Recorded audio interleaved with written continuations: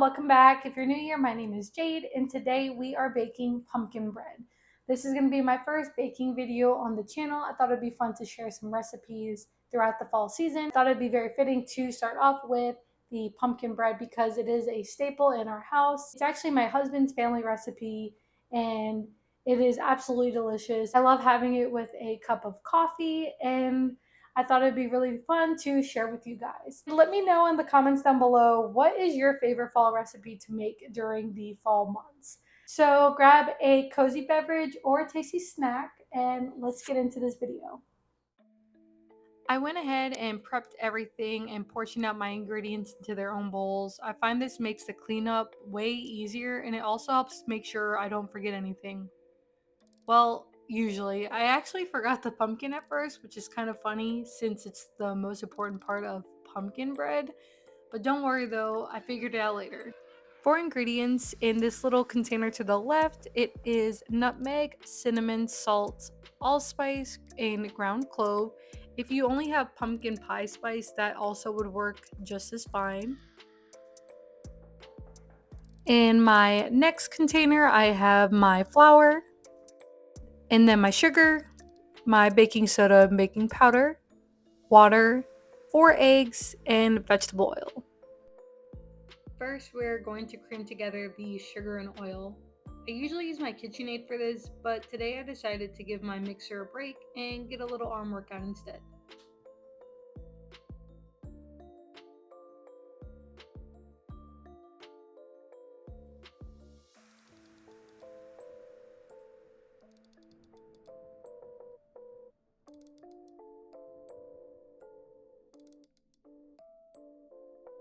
So this is the moment I realized I did not have my pumpkin on the table. Kind of important when you're making pumpkin bread, like I said earlier. But once that little crisis was solved, the next step was to add in the whisked eggs and pumpkin mixture to the sugar and oil mixture.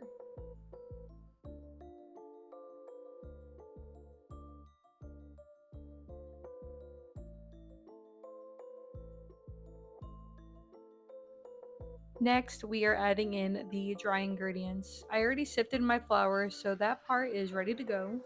We're also adding in the baking soda, baking powder, and all of our fall spices, which were cinnamon, nutmeg, cloves, everything I listed earlier. To keep the batter nice and smooth, we're going to alternate the flour with water, making sure we get just the right consistency for our pumpkin bread.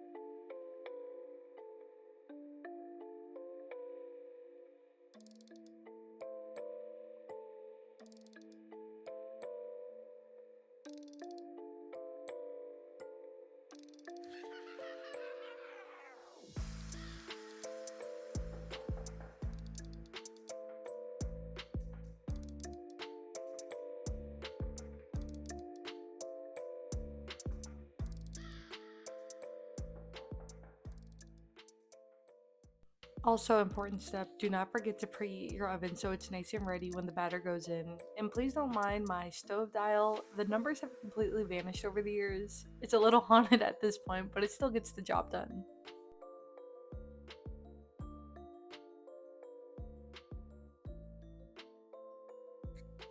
Alright, for the next step, I've got 2 loaf pans all greased up and ready to go. I just eyeball the batter and hope that the baking spirits are on my side. Either way, as long as you get the batter split between the 2 pans, you're good to go.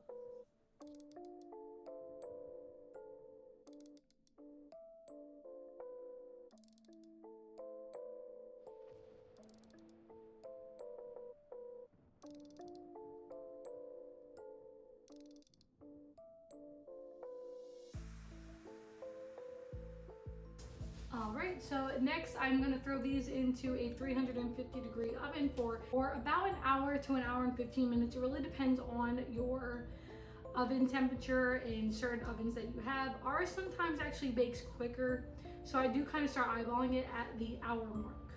But since it's so much liquid, or so much of the pumpkin mixture inside of this deep loaf pan, it does take quite some time to bake, so just keep an eye on it. All right, so now that I have my pumpkin mixture already divided up into the loaf pans, I'm about to go throw this in the oven for about an hour to an hour and 15 minutes.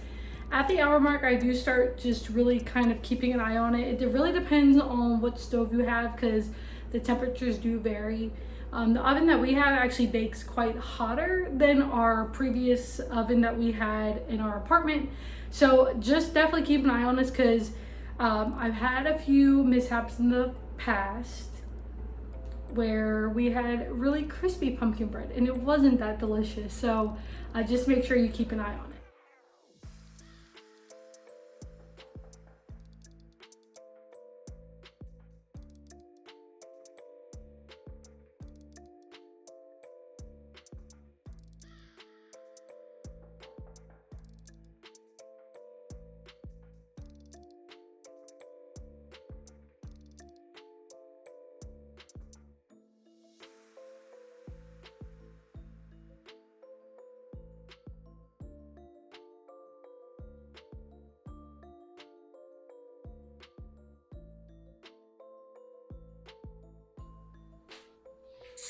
All right, let's take a look at our pumpkin bread. All right, it's looking good. We're about 5 or 10 minutes, I would say, out from being able to pull it out of the oven to have it cool.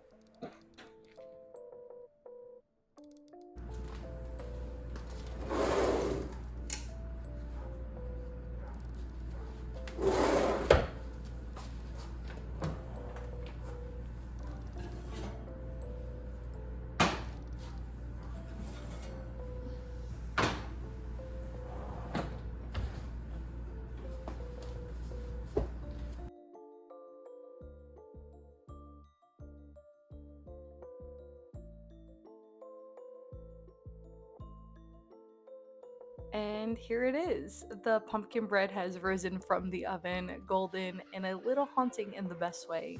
I couldn't resist slicing into it right away, and of course, I had to brew a cup of coffee to keep the spirits company. The perfect spooky little treat for a cozy fall night. Thank you guys for watching. I hope you have a spooky baking season as well, getting to make all the cozy treats. See you next time.